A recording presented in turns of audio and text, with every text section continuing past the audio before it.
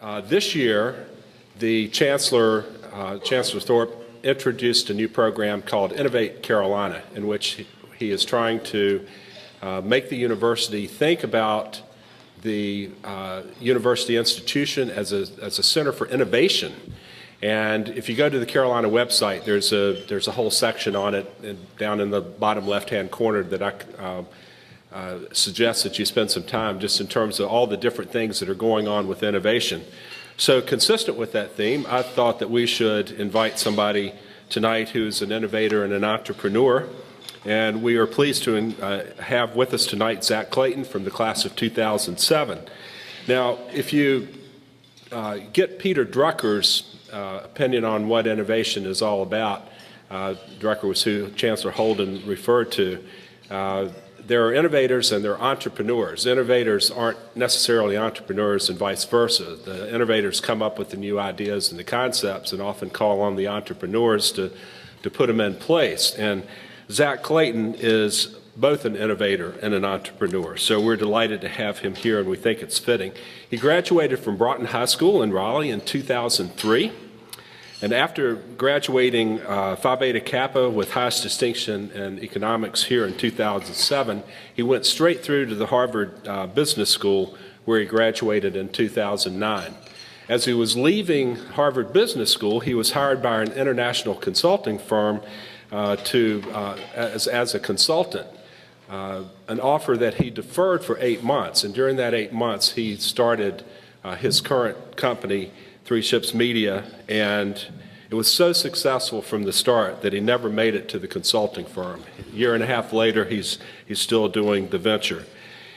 As an undergraduate, Zach was no stranger to innovation. By my count, he started 5 new ventures while an undergraduate, 3 businesses and 2 not-for-profits. As a sophomore, he created a daily news summary service for business and political leaders in North Carolina called 10 Minutes. And the concept was that he convinced about 6 of his fellow students to work part-time on early on weekday mornings to go through the newspapers from across North Carolina and across the country and summarize online news from state and national sources into a format that in theory could be read in 10 minutes. So the amount of time that these students turned in on this venture was really quite incredible. Zach and his co-founders sold the concept to the News and Observer magazine in what Zach calls a financial wash, but in any case, it was a great venture. Later on, he founded a public relations firm with one of his 10 Minutes readers. So they put together a business where they consulted to businesses on political relationships. He then teamed with the fellow Morehead-Cain scholar who was majoring in computer science. And the two of them entered a campus entrepreneurial contest. Their concept was to build a turnkey, web-based infrastructure of tools to enable political candidates to reach their constituents easily. Their plan won the first place.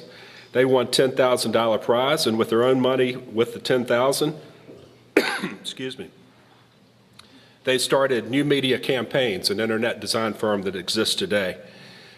Zach also found time to work on 2 gubernatorial campaigns while an undergraduate, and I just had to smile when I was reading over his letters that I had written for his graduate school as reference letters.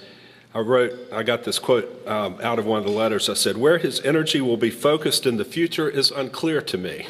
And that's, Zach, that stands true today. So Zach has certainly profited from a professed personal philosophy of trying to focus on where he can efficiently make the most impact. We're delighted to have you here tonight, Zach. Thank you.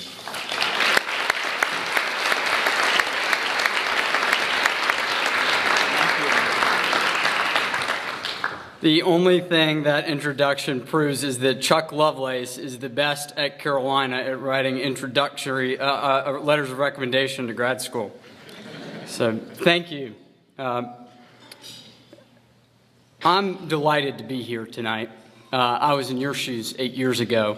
It's a little less nerve-wracking to be speaking than to be interviewing.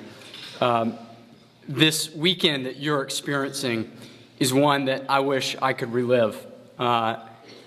Because it's an exciting journey that you are about to begin. There's a lot of fun. There's also a little bit of suspense. I suspect that many of you are proud to be nominated. It's an honor to be nominated, of course. And everyone is also nervously waiting for the answer to the big question, who's going to win? I'm talking about Best Picture at the Oscars tonight, of course. And as a social media guy, I'll tell you, I'm cheering for The Social Network. Who here has seen it? Yeah. Aaron Sorkin's take, I think, is just masterful.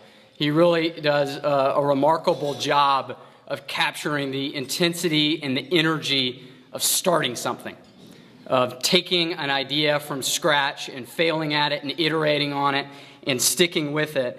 And Mark Zuckerberg, played by Jesse Eisenberg, is driven and passionate and brilliant. The movie is about Facebook, of course. The movie is also about college. I did get a degree from Harvard. I did not ever see a party like any of the parties they showed in the.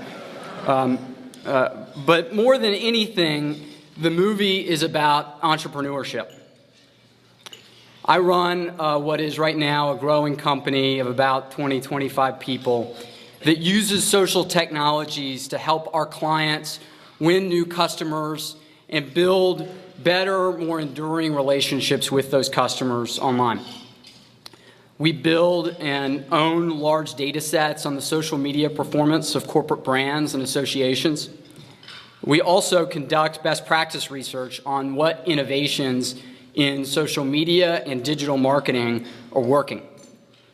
We work with a broad set of about 60 clients on helping them improve their performance by selling them this data and research, and then we work very closely with another 20 who outsource all of their digital marketing activities, including content creation, online PR, and digital advertising to us. That's what I do today, but when I pause and I think about who am I, as a UNC grad, as a Morehead-Cain, as a person, I really think about myself as an entrepreneur. I am interested in pursuing opportunities regardless of the resources that I have at hand, and I'm interested in building and working with great teams that are interested in tackling new problems that require new thinking. But in 2003, when I sat in your chair, I actually pictured myself doing something entirely different at this point in my life. So I'll tell you, I was actually a little bit reluctant to even attend Morehead-Cain Finals Weekend. Harvard College had accepted me early admission back when they still did early admission, and I was determined to attend. In fact, that had been a dream of mine since freshman year. And while as a North Carolina resident, I grew up in Raleigh, I had heard of the scholarship and how prestigious it was. It was really my guidance counselor who finally resorted to the argument of, come on, Zach, you can at least miss 2 days of school, which got me in the door here. Well, I'm glad Mrs. Kinney prevailed, because what I saw in the 4 days I was on campus really changed my perspective and ultimately changed the direction of my life. I saw that being a Morehead-Cain offered an experience that was far more than an education. I saw that it offered a close-knit network of alumni that offered mentorship and connections. Brett, hey, was someone I met prior to finals weekend and had me as an intern before I started my public service summer. And he now rents me office space in Cherokee Investment Properties offices downtown. There's a community of extraordinary alums who want to help, who want to contribute, and there's a community of peers who are living extraordinary lives that you can learn from, that you can build lifelong friendships with. On top of that, there's a fun, warm, beautiful, warm campus here at Carolina. So the people, the campus, all of that won me over. I know that you've heard a lot about Carolina, what happens here on campus, what happens inside the classroom.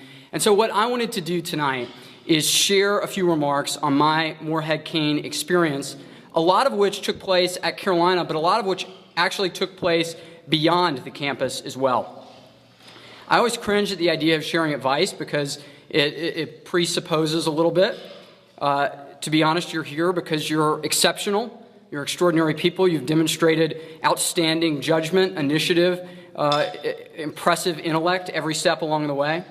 So instead of giving you any advice, I'm just going to share sort of 5 forces that shaped my the early part of my career. These 5 themes and how the scholarship influenced them and influenced ultimately the person that I'm becoming today. So let me start by sharing them. Number 1, work on something so important you don't care whether you win or lose. Number 2, be the best in the world at something. Number 3, ideas are easy, execution is hard, it takes a team. Number 4, there are more good and bad ideas out there than in here. Get exposed to them. And number 5, big success requires big risks, so get ready to fail. So let's get started. Number 1 is about passion. Work on something so important you don't care whether you win or lose. You should try and win, of course, but you should start with what you're passionate about. So I'm passionate about digital and social media. It's changing the way we do politics. It's changing the way we organize companies and institutions. It's changing the way we do commerce. Already this year, we've seen social technology power a revolution that has taken down Mubarak. Day by day, we are watching it fuel a people-driven uprising that may institute new government in Libya, decades after American bombs failed to do so. The impact that social technology is having on our society is an exciting and visible sign that the pace of technology in this world is accelerating. More digital content will be created tomorrow than all the digital content that existed on the web prior to 2003. In this world, every company, not just newspapers and TV stations, can be a media company. The name of the company I started, Three Ships Media, which was actually named by a Morehead intern, is an allusion to Columbus's small fleet. I believe the change in digital media was giving us a new world of communication, and I wanted to help our clients navigate that world. Moreover, I thought it was such an exciting shift with so many big implications that I was willing to take the leap to start it, even though we didn't have a business plan or a business model at the time. Part of the reason I felt ready to do that was because as a scholar, I had the opportunity to write the autobiography of a state senator, a former business person who was getting ready to run for governor. He was an accomplished individual, and I had the chance to spend months working with him side by side, having deep conversations about his values and his career and his leadership approach. I did this my junior year and wrapped it up my senior year. We flew around the state together. I interviewed everyone in his family and his businesses who he'd worked closely with, and I came to see up close what it takes to make it work past the bumps and the turbulence that you encounter whenever you do something hard. Fred had extraordinary tenacity. He had a ferocious work ethic. What he was doing was really, really hard. And Bill Gross, the entrepreneur, says, you can't survive the bumps without the passion. Kipling said, if you can force your heart and nerve and sinew to serve your turn long after they are gone and still hold on when there is nothing in you except the will which says to them, hold on. That's what it takes. That made an impression on me. If doing great things is that hard, why not do important things? Number 2, be the best in the world at something. Resources flow to real opportunity. Develop expertise. It was actually during my work with Senator Smith that I began to focus on how the internet was transforming political communications. As Chuck mentioned, I partnered with Joel Sutherland to write a business plan for the Carolina Challenge, which is a business plan competition that they host over at the business school every year. Holden, pre-Chancellor Thorpe Holden, was a judge, and I don't know if he voted for us or against us, but we got 50% plus one. And that came with a $10,000 check and a bunch of alums who said, "You guys should do this thing. What do you have to lose?" So Joel and I quit our summer internships. Chuck sort of covered for us with the UNC Career Services Office, which was not particularly happy. And we started new media campaigns. It was trial by fire. I picked up a bag and I went office to office trying to recruit clients, and we recruited about 25 or 30 clients over that summer, and we learned by doing. I saw the competitors up front. I got to understand what the problems the customers were facing. I gained an appreciation for all the stuff I didn't know, and that was way more than I thought. And I wrote my essay for grad school listing the specific things that I needed to learn in order to be able to build a great business. Today, New Media Campaigns is about $1 million business. Joel, my partner, still runs it. I sit on the board, and we're delighted to be growing it here in Chapel Hill. This experience, developing technology and selling it, gave me my first shot at starting to master the different skill sets required to operate businesses at the intersection of technology and media and marketing service. It gave me my first shot to start getting better and better in developing expertise. Number 3, it takes a team. Ideas are easy, execution is hard. It takes a team. I've been really fortunate throughout my career to have the chance to work with a number of business and political leaders who I've gotten to learn from.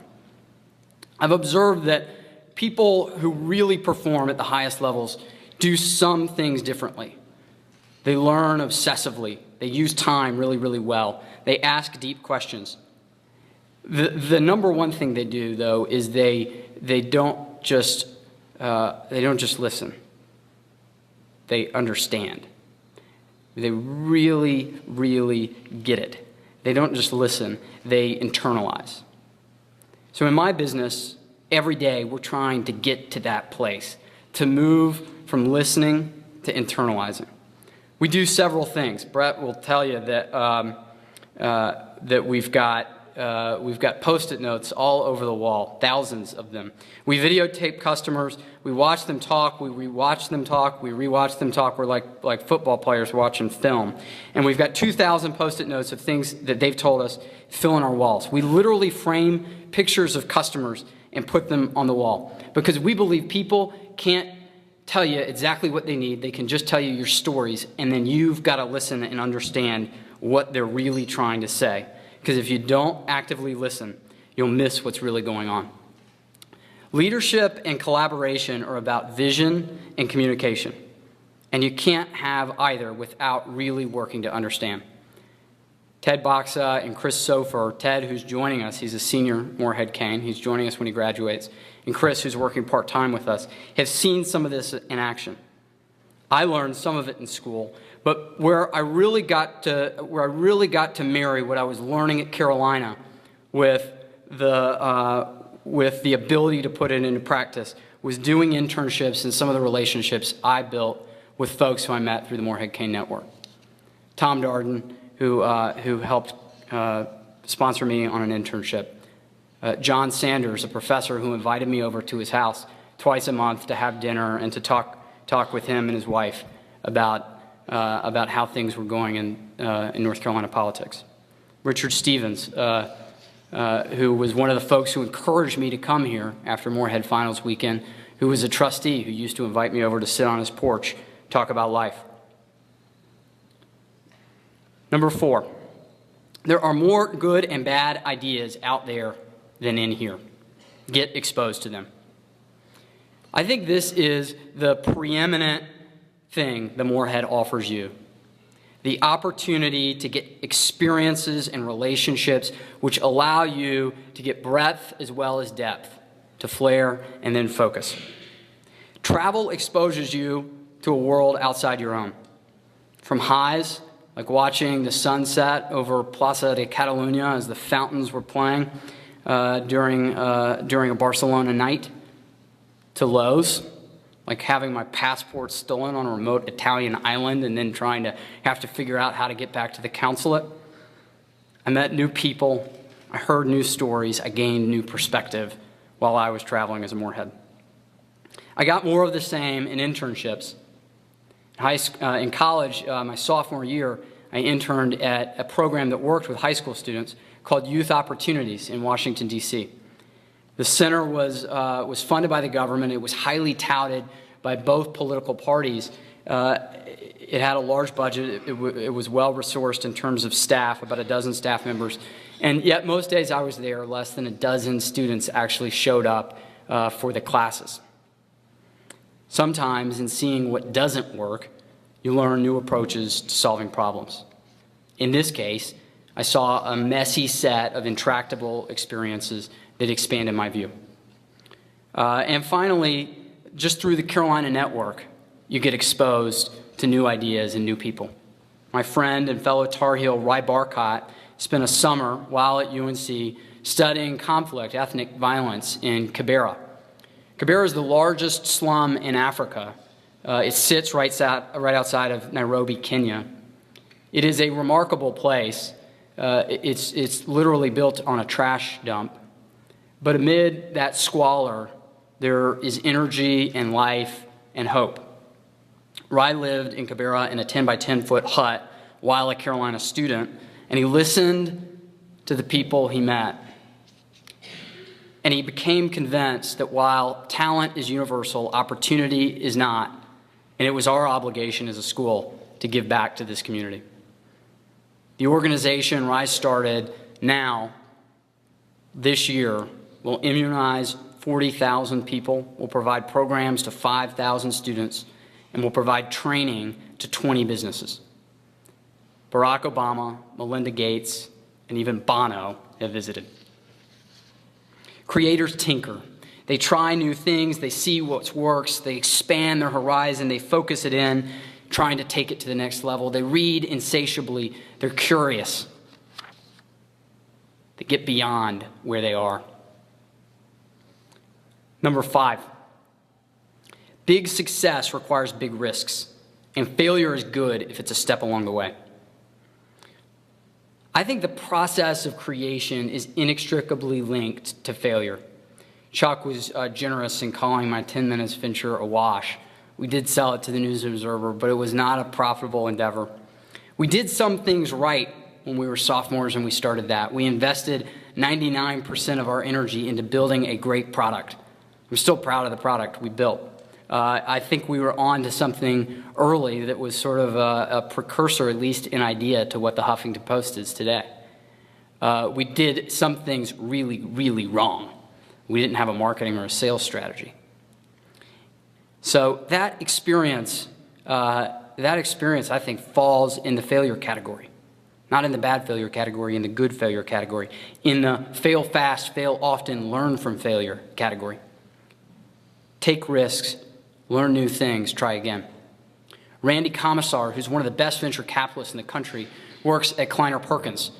Kleiner Perkins had a meeting of all of their CEOs of portfolio companies. These are CEOs of companies that have received $5 or $10 or $15 million checks from Kleiner Perkins. It's an all-star roster of CEOs. It would be kind of like watching the Carolina basketball team in a meeting with Roy Williams. And cheap shot, yeah. As Randy surveyed the group, he asked a question. He said, how many of you are doing the same business today that you started out doing when we wrote a check to you? 2/3 of the CEOs had completely changed their idea and completely changed their organization. On average, they had done it 3 times. PayPal, the hugely successful billion-dollar company, changed it 6 times. They didn't get to plan B. They got to plan F before they made it work. So innovators understand that in the process of creating, you've got to move from awful to bad to okay to fine to good to great to truly excellent. When you started your educational journey, you were expected to master the basics. ABCs, arithmetic, and an A and a B were pretty well defined. It has gotten more and more complicated as you moved along. In 11th grade English, they don't ask you how to spell bookkeeper. They ask you, what does Thoreau imply in this essay? And as you have progressed, the problems get messier and more intuitive. You've made that transition well. That's why you're here tonight. That's why you're at this weekend. The interviews that some of you did today and that many of you are doing tomorrow, they aren't about asking you what's 3 to the 9th or what's a split infinitive. They're about measuring your character and testing your leadership. They're about asking what kind of person you're becoming. The 5 themes I shared with you are 5 things that have defined my career. Passion. Work on something so important you don't care whether you win or lose. Expertise. Be the best in the world at something. Collaboration. Ideas are easy, execution is hard. It takes a team. Curiosity. There are more good and bad ideas out there than in here. So go get them. Risk and failure. Fail often, fail fast. Big success requires real risks. Get ready to fail. I've found there are not many secrets in life, that a lot of the game is just blocking and tackling. My guess is you know that too. Henry Wadsworth Longfellow said, and I kept this quote over my desk in high school, "The height of great men reached and kept was not attained by sudden flight, but they, while their companions slept, toiled upward in the night." That's the baseline. That's the table stakes. That's what you already know. Your presence here is a testament to that and to your hard work and to your character. What I think is really going to be special about the next 4 years isn't that piece. It's about who you'll become. UNC gave me every opportunity I could hope for. I got internships from the top investment banks. I had job offers from consulting firms when I left. I watched my best friend and roommate become a Rhodes Scholar, and I became one of the youngest people accepted at Harvard Business School. That's what I thought I wanted when I came here. But what I am most grateful for is that the Morehead helped me realize that college is not about winning job offers or getting into grad school. College isn't a set of activities, Frisbee or foosball, English or physics, student council or community service. College is about the forces who shape who you are, the forces that shape the person you're going to become. Yes, it's an education. More importantly, it's an experience. The next 4 years of your life, for the first time, unencumbered by your family ties or your hometown connections or your parents, you will define who you are. You'll explore, you'll grow, you'll learn, you'll create, you'll fail, and you'll succeed. And for me, I couldn't imagine anything better. We're going to wrap up. I could keep going. This is fun. George Will, who is one of my favorite columnists. David Brooks is my favorite columnist, so I'm very jealous of Holden. George Will is my second favorite columnist. He writes for the Washington Post, and he loves baseball. He tells the story of a baseball manager who, in the 6th inning, goes out to the mound to pull the pitcher in, and the pitcher says, "Coach, I still got more in me. I'm ready to keep going." And the manager says, "I'm not worried about you. It's the outfielders who need a break." So none of us here will live the ideal life. We can't. Perfection is the enemy of innovation. You have to make mistakes to make something great. Hopefully you make some big mistakes. Morehead-Cain scholars get that. The class of awarded scholars are people who are in the arena. They don't live perfect lives. They strive to live full lives. Winston Churchill, my personal hero, said, "You will make all kinds of mistakes, but as long as you are generous and true and also fierce, you cannot ever hurt the world or even seriously distress her. The world was made to be wooed and won by youth." Hold an open tonight by telling you this era is special. I agree. It is really, really special. The challenges we face are unique. The opportunities we face are singular. And the world needs your energy and your brains. What you've done is distinguish. It's who you are and who you become that matters. My wish for you is you gain from Carolina what I did. Thanks.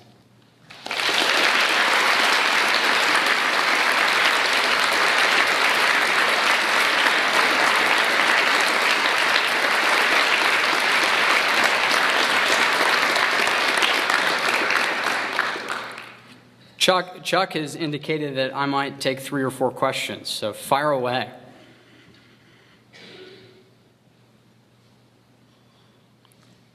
I could do cold calling. Thinking of your experience as an undergrad here in North Carolina, what was your favorite point here? God, I mean, that's a tough. I mean, so as you look back on it, it's hard. This is hard to imagine, but as you look back on your college, it will just be sort of a panorama of all these memories that you love that are fun and inspiring and sometimes a little awkward and that's your life, right? You want to look back and you want to think about you want to think about it and say, gosh, I lived it fully, right? I might not agree with every decision I made, but I was in the arena. For me, I would go back to some of the moments with friends. The group that did 10 minutes. I mean, we were a little band of soldiers working on a project that probably was impossible and having the time of our lives doing it. Trips that I took with Morehead-Cain's when I was doing travel abroad or study, summer abroad travel study, and then with non-Moreheads who were just friends that I made at Carolina, and a number of my friends were Morehead-Cain's as well. So a road trip down to Key West for spring break, right? From an academic perspective, I had an opportunity to build a unique set of relationships with probably 5 or 6 professors who I ended up doing independent studies with. And I will tell you, there is nothing more unique than getting to have that one-on-one interaction with a really senior tenured faculty member who knows a field, has helped create a field, who's interested in your development and providing that kind of intensive feedback and coaching. So I personally found that to be another big highlight of the experience. At what point did the multiplicity of your failures become a positive, something that like innovators would do and not kind of a thorough discouragement? That's a good question. I mean, so failure is a provocative word, and I use it intentionally, right? I mean, I think it's important to recognize when things are success and when things aren't. I think that our culture is averse to failure and averse to risk. It doesn't celebrate failure. That there may be exceptions to that, certain pockets of startups and things like that, but I mean, I guess what I would encourage you to think about is thinking about taking a portfolio of risks where you are going to put yourself in a position where you aren't guaranteed to be awesome at something, right? And that's going to be really hard for y'all because you've been awesome at everything you've ever done. So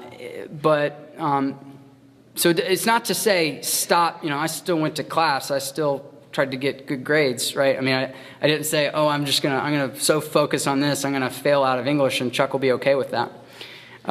He wouldn't be. But I think my encouragement would be, Google has something called 20% time, where the engineers there spend 20% of their time doing something that's not related to their core expertise. Ask yourself, what's going to be your 20% in college? Push yourself to stretch beyond something that you don't already know, you haven't already tried, you're not already excellent at. And if you trip and stumble, you get to learn, and if you're persistent, you get right back at it and try it again. And for me, the story of some of these different ventures I've done, 10 minutes just folded right into the next thing because I was learning, right?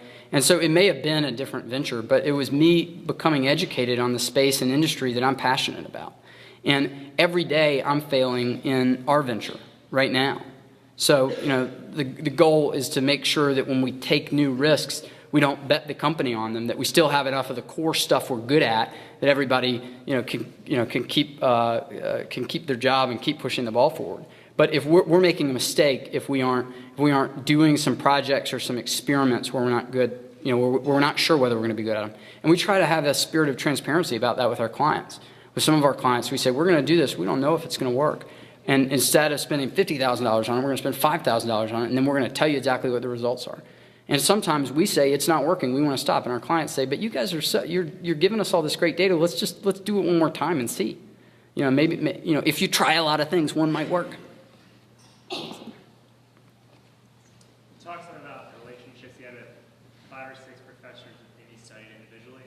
Would you care to talk about just one of the mentors you had and how what they taught you is still very useful in what you're doing today? Gosh, I mean, I had so many exceptional mentors at Chapel Hill, some of whom are sitting in the room tonight. So I'm going to set them aside so I don't embarrass anybody. I'll talk about a unique relationship I have with a professor, John Sanders, who was the head of the School of Government for many years. The School of Government's now named after him. He spent a good deal of time with me, as he does with a number of students every year, taking a strong personal interest in what I was writing, sharing some of the academic projects he was working on. And we still today have a correspondence where we write each other or talk by phone probably a couple times a month. He's someone who played a role in writing the North Carolina Constitution, who's advised governors and the General Assembly for a number of years, and has been involved in the administration of this university. And I think one of the things that just made such an impression to me from our relationship is the commitment he feels to public education and to the public purpose that this school has. I left this school with a real sense of responsibility that I had been entrusted with something by the 10 million citizens of the state of North Carolina who had invested in me, and in awe, in some ways, of the faculty here, like John, who have a real sense of civic duty, that what they're doing has great public purpose, that this enterprise is noble, and that they are honored and proud to be part of it, and that they view us as the generation who they are going to pass the torch on to entrust this place and our society. So that was heady stuff for me when we became friends and I was 18 or 19. I think that developing those kind of relationships with senior faculty or mentors who you'll have through the Morehead-Cain program or internship supervisors you'll have will serve you very, very well. Thanks so much. It's great to be with y'all, and congratulations.